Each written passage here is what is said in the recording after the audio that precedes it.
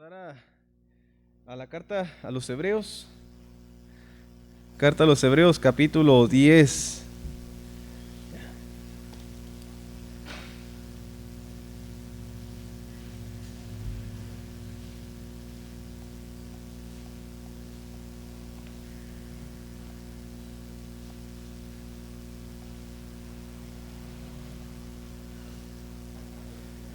Carta a los Hebreos, capítulo 10, amados hermanos, vamos a leer de los versículos 32 al 39.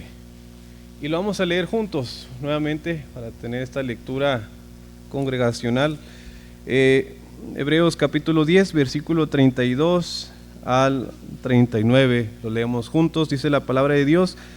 Pero traed a la memoria los días pasados, en los cuales, después de haber sido iluminados, sostuviste gran combate de padecimientos. Por una parte, ciertamente con vituperios y tribulaciones fuisteis hecho espectáculo, y por otra, llegasteis a ser compañeros de los que estaban en una situación semejante, porque de los presos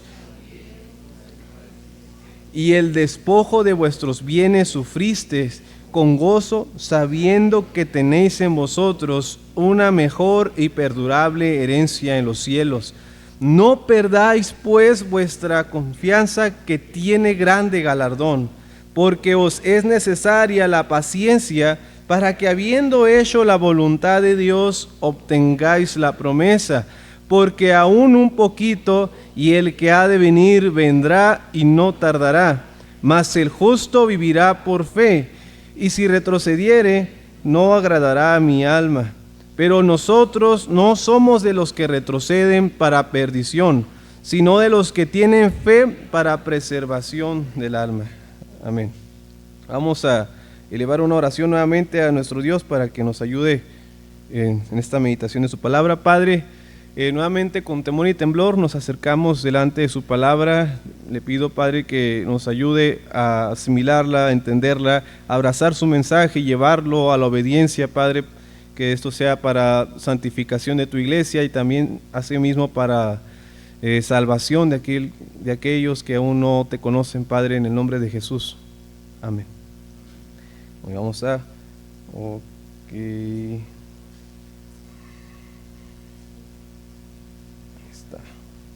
tiempo, hermano. Pueden sentarse.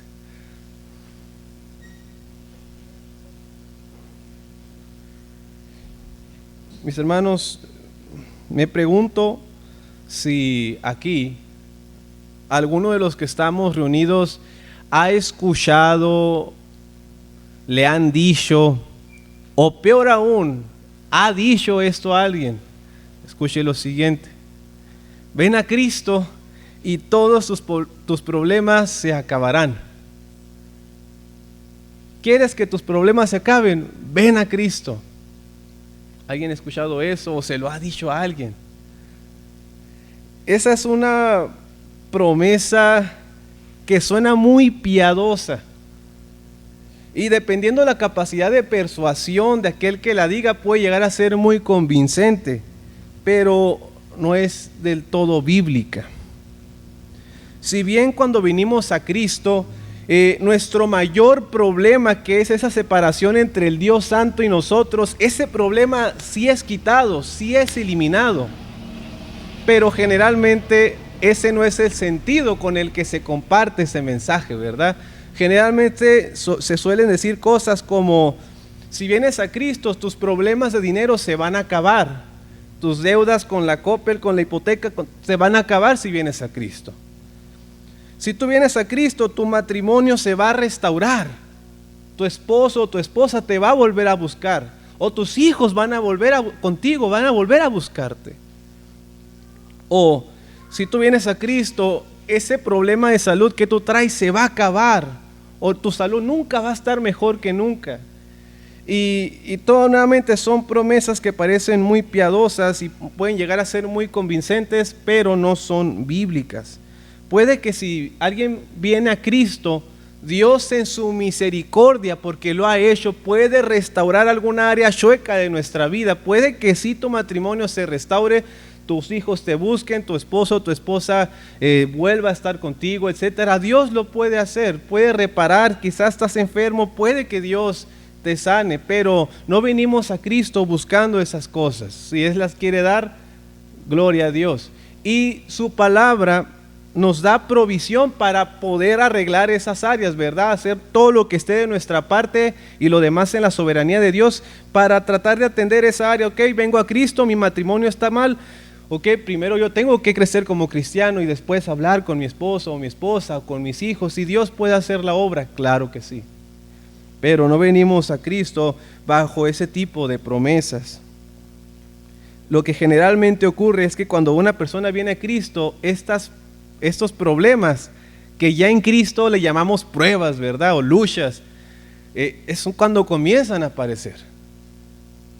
Puede que tu esposo, cuando vienes a Cristo, puede que tu esposo o tu esposa, eso es algo más realista. Puede que tu esposo o tu esposa llegue a rechazarte o hasta menospreciarte debido a esa nueva fe que has adquirido. Ya no eres divertido, ya no salimos, ya no vamos a estos lugares, ya no frecuentamos a estas personas, ya eres muy santurrón. Puede que a alguno le pase algo por el estilo. Puede que tus familiares ya no te inviten o ya no quieran visitarte por haber renegado de tu fe, de la fe de tus padres, algo muy común en el contexto católico. Puede que las personas con las que trabajas comiencen a menospreciarte, hacerte carrilla, quizás hablar mal de ti a tus espaldas para que tus jefes te miren mal o te levanten algo. Puede que pase eso. Sin irnos muy lejos, en México hay casos de personas que han perdido sus casas y trabajos por causa de su fe en Cristo. Hace poquito conocí el caso de una hermanita que, pobrecita, le robaban su credencial y ya no podía checar en el trabajo, le descontaban los días. Muy triste. Y posiblemente también puede que recién llegando a Cristo, pueda que se te diagnostique alguna enfermedad que cambie tu estilo de vida para siempre. No sé, puede pasar. No estoy tratando de asustar a nadie, ni tampoco te quiero persuadir de que no vengas a Cristo, pero son cosas que pueden pasar según la sabiduría de Dios o en su soberanía. Pero Dios nuevamente, su misericordia y en su palabra nos ha provisto para enfrentar cada una de estas situaciones como un verdadero hijo de Dios. Digo esto, hermanos, porque Jesús no es ningún vendedor farsante. Un vendedor, voy a poner el ejemplo, quizás yo no sé nada de carros, nadita, pero imagino que si un vendedor de carros te está convenciendo de que compres un carro del año, mira estas cualidades, estas novedades, mira qué bien te vas a ver, qué estatus te va a dar, escucha cómo suena el motor, mira esos asientos, wow, increíble carro, hermoso.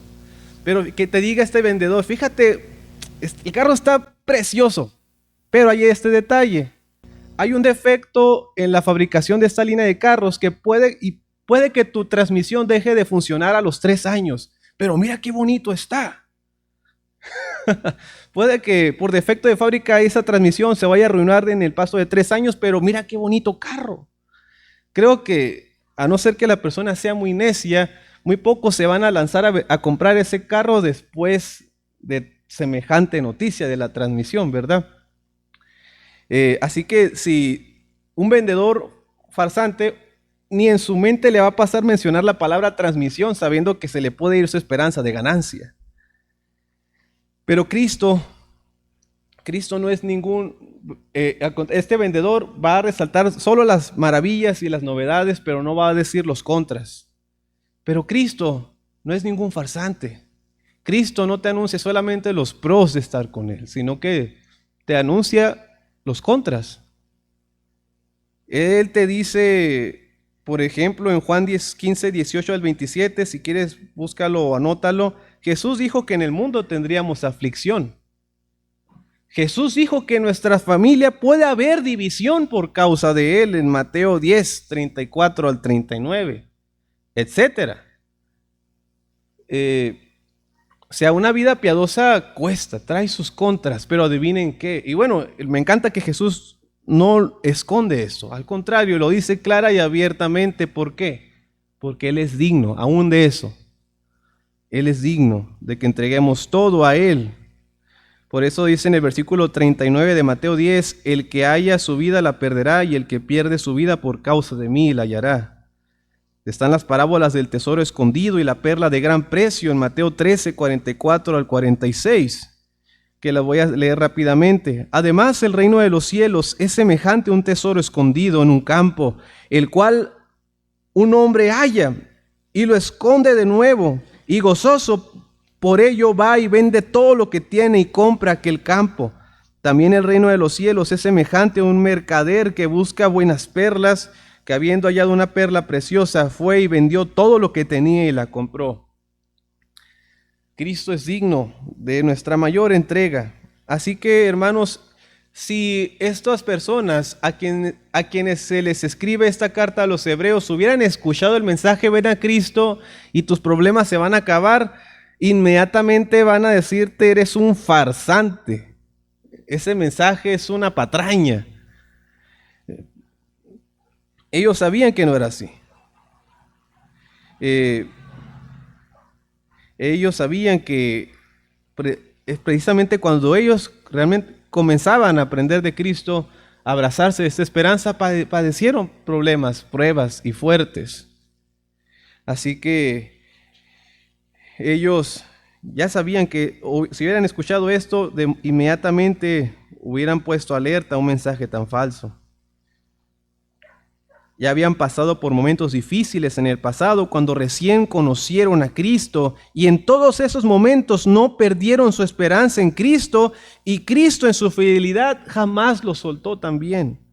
Es por eso que para motivar la perseverancia de estos creyentes, el autor de la carta a los hebreos les manda que recuerden la fidelidad que mostraron hacia Cristo en el pasado en momentos de lucha, para que recordando eso, ellos puedan mantenerse firmes en su fe y esperanza en Cristo hoy.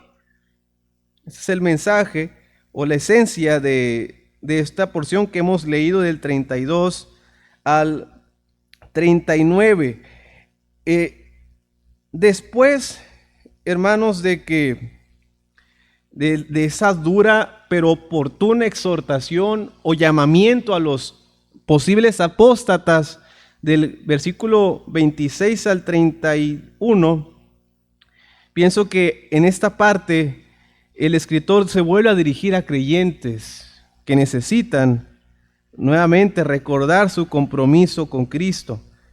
Voy a decir algo, hermanos, que puede que suene contradictorio con los versículos que hemos leído, pero si lo piensas bien, no es contradictorio. Y espero dejarlo claro a lo largo de este mensaje. Nuestra perseverancia en Cristo, mi compromiso con Él, no es lo que mantiene viva mi salvación. Mi compromiso no alimenta mi salvación. Mi salvación no depende de que yo me aferre a Cristo hasta el final.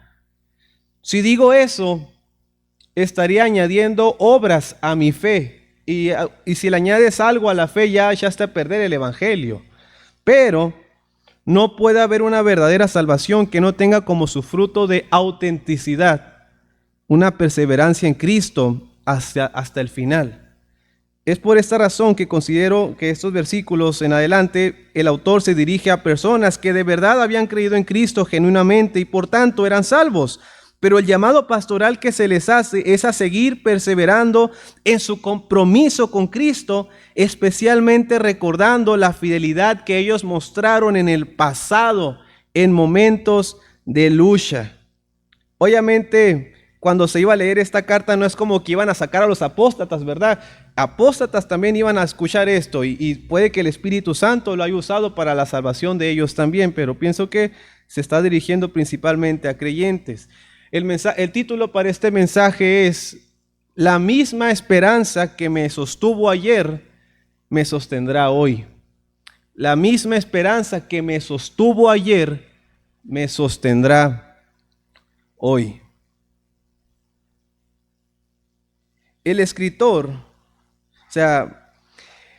esta tarde, hermanos, yo quiero responder esta pregunta.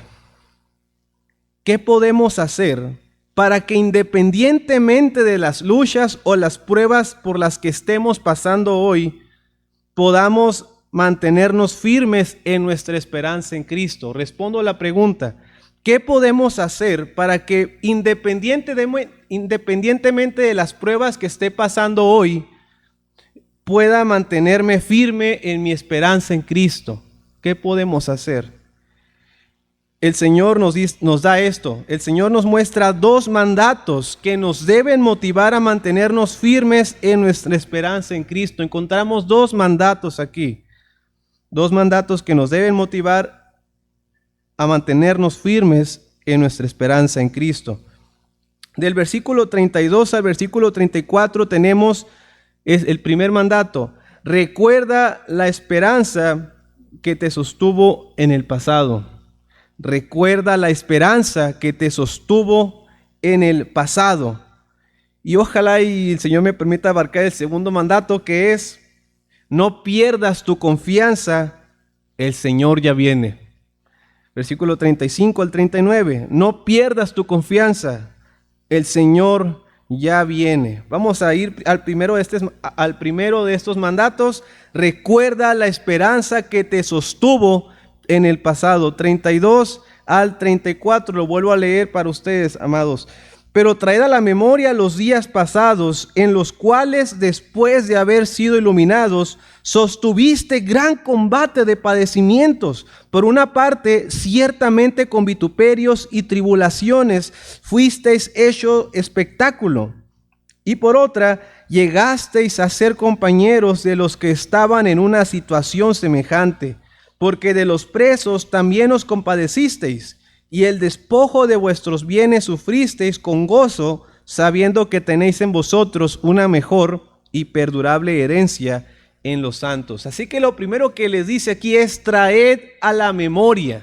Este mandato es para que ellos vuelvan a traer a su mente todas aquellas experiencias que vivieron anteriormente, esas pruebas, y cómo a pesar de la prueba se mantuvieron fieles a Cristo. Esto quiere hablar de realmente hacer memoria, no es como un simple recuerdo superficial. Yo te puedo preguntar: ¿qué comiste ayer? Comí tacos.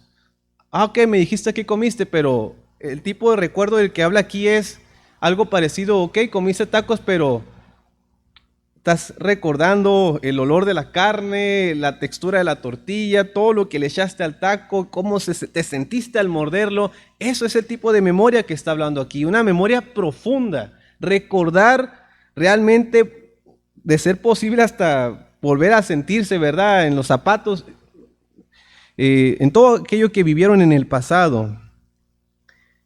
Quiere un recuerdo profundo aquí el escritor. Quieren que hagan verdaderamente memoria de todo lo que ellos pasaron y cómo aún así se mostraron fieles. Estos creyentes necesitaban recordar aquellos días donde aún en la dificultad se mantuvieron fieles a Cristo. Cuando dice después de haber sido iluminados, aquí esto tiene el sentido de haber recibido el conocimiento salvador de Cristo. En este lugar sí lo encuentro lógico que se refiera a alguien que verdaderamente ha creído. La prueba no se hizo esperar en la vida de estos hebreos que habían abrazado la esperanza en Cristo. Ellos, al abrazar prácticamente esta nueva fe en Cristo, les llegó la persecución. El escritor utiliza una metáfora del mundo deportivo para describir la agonía de esos momentos de prueba. Él dice gran combate de padecimientos. Esto es una metáfora del mundo deportivo que trata de retratar el dolor que siente un atleta con el ejercicio que está haciendo, ya sea que esté luchando o corriendo. Es ese dolor, ese acalambramiento que siente por cada paso, por cada vez movimiento que intenta ser veloz. Está tratando de recordarles esto, esta lucha que sostiene un atleta, cuando intentan dar ese extra. Las películas tratan de hacer su mejor esfuerzo para retratar ese tipo de momentos en la vida de un atleta o un héroe. ¿Quién no ha visto una escena así donde ya el atleta o el héroe ya no tiene fuerza alguna, pero de alguna manera resiste el dolor y continúa. El versículo 33 y 34 comienza a describir un poco más esos momentos de lucha que sostuvieron estos creyentes y la actitud y el motivo que los capacitó para resistir. Aquí lo va a describir mejor. Su actitud, el momento, su actitud y el motivo que los sostuvo. Estas luchas ellos las experimentaron en carne propia y también fueron solidarios con aquellos que se encontraban en una situación semejante a ellos. Aquí se menciona la palabra vituperios. ¿Qué es un vituperio? Puede que algunos aquí ya estén, es lo más, en este contexto yo creo que es lo más posible que alguien esté padeciendo aquí. Son burlas, son calumnias, violencia con palabras, acusaciones, abusos u ofensas verbales de parte de los incrédulos. El ataque es por palabras. El Señor Jesús en el Sermón del Monte habló sobre este tema y la actitud con la que se debía resistir este tema. Dice en el Sermón del Monte, capítulo Mateo 5, 11 al 12, bienaventurados sois cuando por mi causa os vituperen y os persigan y digan toda clase de mal contra vosotros mintiendo. ¿Cuál es la actitud que hay que tomar? Gozaos y alegraos porque vuestro galardón es grande en los cielos, porque así persiguieron a los profetas que fueron antes de vosotros. Ellos recibieron vituperio y lo resistieron. Después dice tribulaciones. Aquí ya la tribulación ya escapa de las palabras y es algo físico, ya son abusos físicos. Entonces ya estamos hablando de cosas como ser echados de un lugar, negarles el derecho de propiedad, el despojo de pertenencias, quizás hasta despojarlos de familiares, el abuso físico, desde los azotes, incluso el martirio. El escritor no brinda muchos detalles al respecto de qué tipo de vituperios está hablando. Aparte de eso, hermanos, es difícil saber cuál fue la situación que el escritor tiene en mente.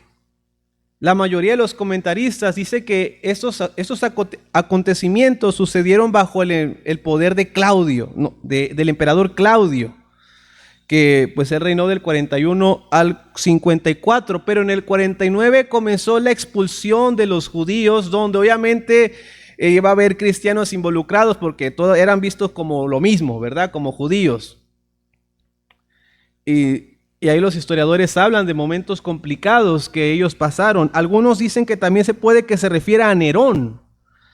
Del 54 al 68 este emperador estuvo en el poder, que algunos ya conocen la historia, que para librarse de la responsabilidad culpó a cristianos desatando una cruel persecución contra ellos por haberlos culpado de haber incendiado Roma. Sobre Nerón, la mayoría porque es sabido de Nerón que sí se pasó, ¿verdad?, con los cristianos, colgándolos como antorchas humanas, horrible. Pero le digo esto, es complicado porque hay quienes toman Hebreos capítulo 12, versículo 4, que dice así: porque aún no habéis resistido hasta la sangre combatiendo contra el pecado.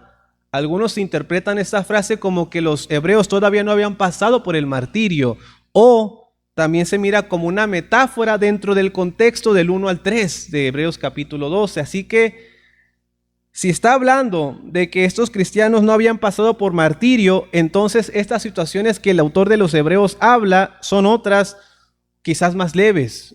O si sí habían pasado por el martirio, este versículo es una metáfora dentro del versículo 1 al 3 de Hebreos capítulo 12. Así que es complicado esto. Yo me atrevería a decir que me parece razonable, sobre todo la parte que habla de Claudio, incluso Nerón. Pero no quiero ser dogmático al respecto. Lo que sí es claro es que la pasaron feo.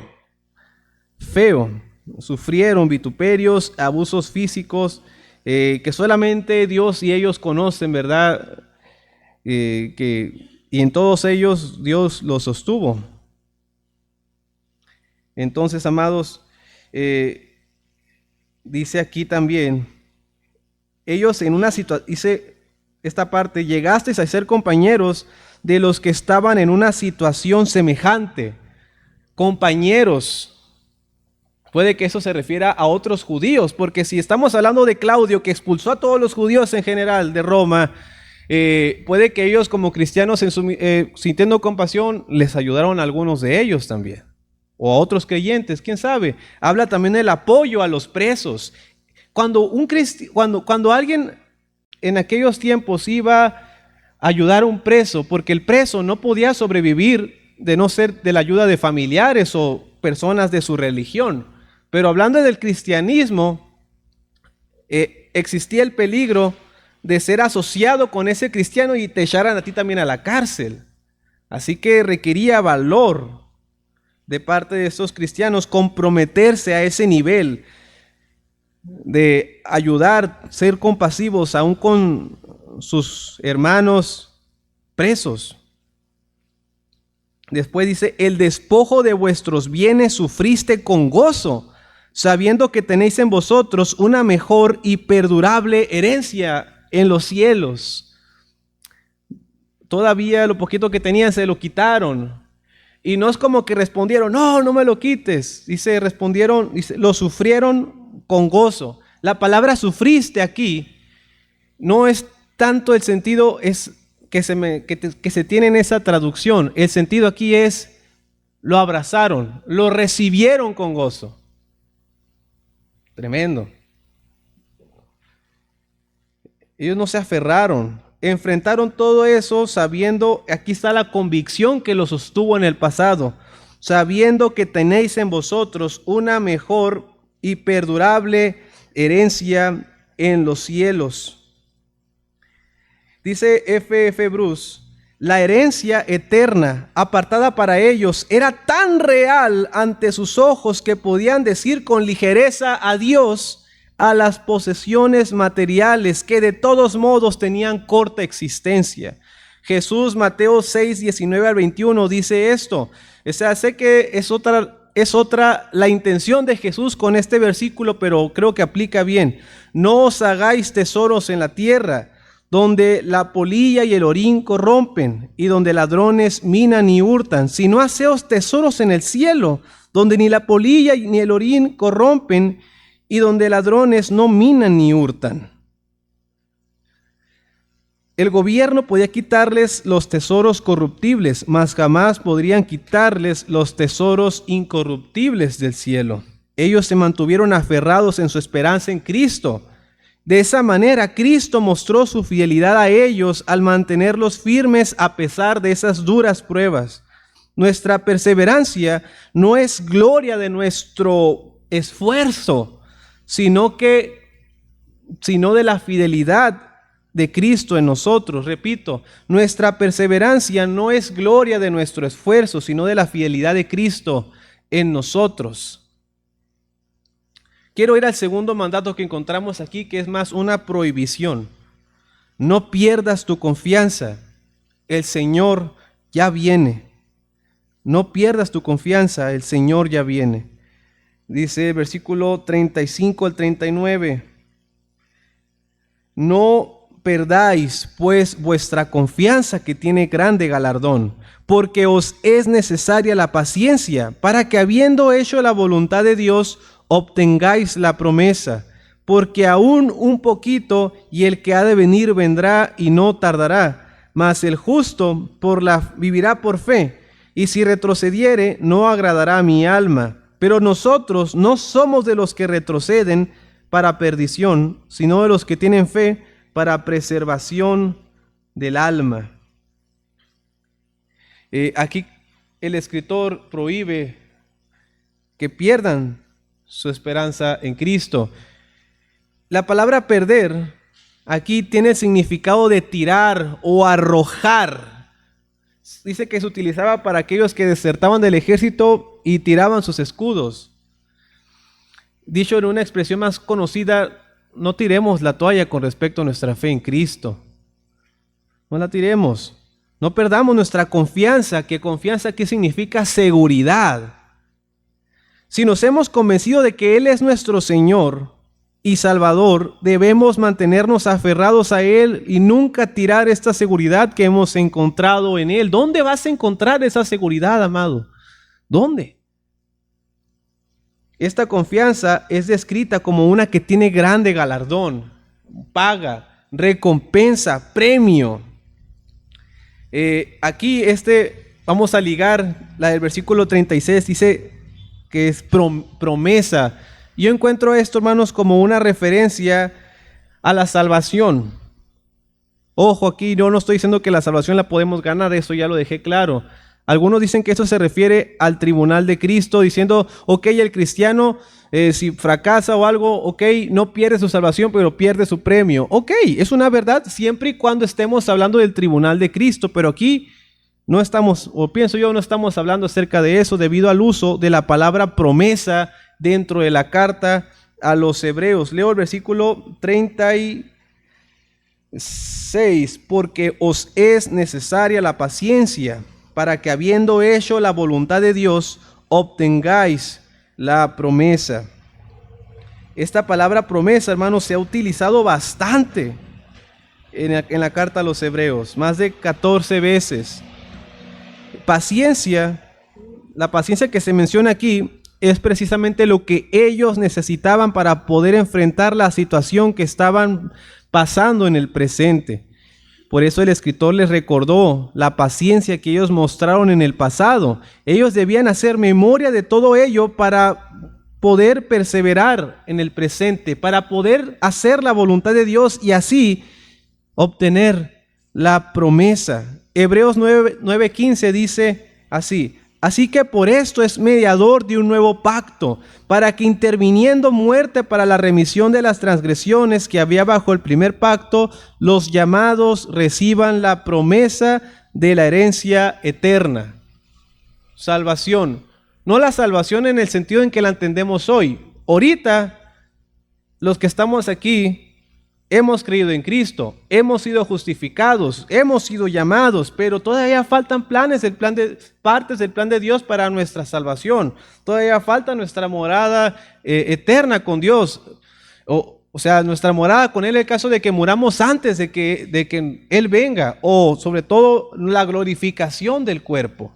Todavía faltan esos detalles dentro del plan de Dios para la salvación de los hombres. Y perseverando, Él va a ser fiel en cumplir esto. Necesitamos perseverar en nuestro compromiso con Cristo, hermanos. Así que en los versículos 37 y 38, el escritor provee más combustible para alimentar esta fe. Hermanos, ya por mencionar brevemente esto, porque aún un poquito y el que ha de venir vendrá y no tardará, mas el justo vivirá por fe. Y si retrocediere, no agradará a mi alma. Esto es una cita libre, no textual, que el escritor, que el Espíritu Santo, por medio del escritor, hace de Habacuc 2, del 3 al 4. Es una cita libre, es decir, la está como parafraseando. El contexto de Habacuc es diferente, pero el Espíritu Santo soberanamente lo aplica a Cristo para decir que el Señor ya viene, que Él no tarda en venir y que solamente el justo vivirá por fe. Pero me gusta esta parte, dice, el que retrocediere no agradará a mi alma. ¿Quién es el que retrocede aquí? Aquí sí me gustó mucho la referencia original de Habacuc, porque nos ayuda a completar esto. ¿Quién es el que retrocede? El que retrocede es el apóstata, aquel cuya alma no es recta y se enorgullece. Esas son las palabras que usa Habacuc. El apóstata es aquel cuya alma no es recta y se enorgullece, aquel que piensa que su religión y sus obras religiosas son suficientes para garantizarle una herencia eterna. Ese es el apóstata, aquel que deja a Cristo por lanzarse o regresar a su antigua religión o abrazar un evangelio falso. En el versículo 39, hermanos, el escritor cierra esta porción hablando de dos grupos.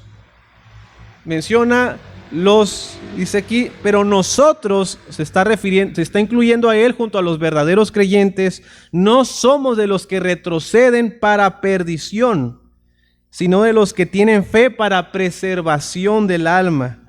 Aquí es claro, nosotros no somos de los que retroceden. El apóstata, hermano, es aquel que abandona a Cristo. Nunca ha sido creyente este apóstata, pero tan expuesto estuvo y nunca se quiso aferrar a él. Hermanos, puede que tu calvinista interno diga, no, pero es que a lo mejor no lo escogió. En ninguna parte de la Biblia vemos a alguien que se acerca a Dios y Dios lo rechaza.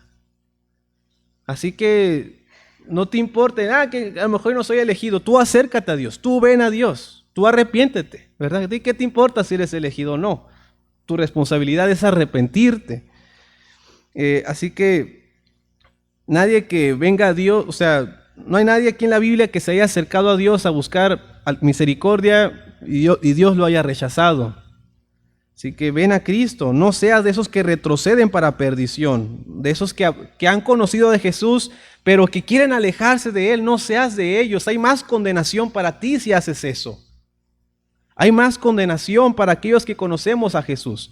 A mí no me preocupa tanto una persona que jamás ha escuchado el Evangelio y rechaza a Cristo, ok, no quiso nada. Me preocupa aquel que ya conocía y se alejó de Cristo. Ese es el que me preocupa, porque le va a ir peor. Nosotros somos de los que tienen fe para preservación del alma. Esta palabra preservación puede que sea un poco problemática, porque, salvación por obras, no. Recordemos pasajes como Lucas 17:33, Mateo 16:24 al 25, Juan 12:25. Voy a leerle Juan. El que ama su vida la perderá, y el que aborrece su vida en este mundo, para vida eterna la guardará. La palabra aquí, preservación del alma, es más bien el sentido de obtener. O sea, es ese sentido de que por fin recibir esta salvación en mi alma, ¿verdad? Después de haber perseverado, después de estar en la presencia de mi Dios, de mi Cristo. Es la victoria esto, hermanos. Debemos perseverar. Aquí hay una palabra muy importante que es la que va a abrir el siguiente: fe. Los que tienen fe para preservación del alma. Hay que perseverar en nuestro Salvador, hermanos. Hay que perseverar en Él. Seguir orando por aquellos que aún no han conocido a Cristo, y a los que ya lo conocemos, no alejarnos de Él. Seguir aferrados a nuestra esperanza en Él. ¿A dónde más vamos a ir? Vamos a orar. Padre, gracias por tu palabra. Gracias porque podemos ver aquí, mi Dios, que esta esperanza que nos sostuvo ayer en momentos complicados de nuestra vida es la misma que nos va a sostener hoy. Esta esperanza eres tú. No hay nada mejor que tú, mi Cristo, no hay nada mejor. Sigue ayudándonos, Padre, en las pruebas presentes, que sigamos recordando cómo usted por su misericordia nos ha sacado y nos ha librado de otras tantas pruebas, mi Dios, su poder haciéndose fuerte en nuestra debilidad. Mi Señor, que sigamos aferrados a ti y que sigamos sintiendo este amor, compasión por los que aún no te han conocido o que aún se resisten, o aún aquellos, Padre, que ya te conocían y se alejaron. Tenga usted misericordia, permítales regresar antes de que sea tarde, Padre, en el nombre de Jesús. Amén.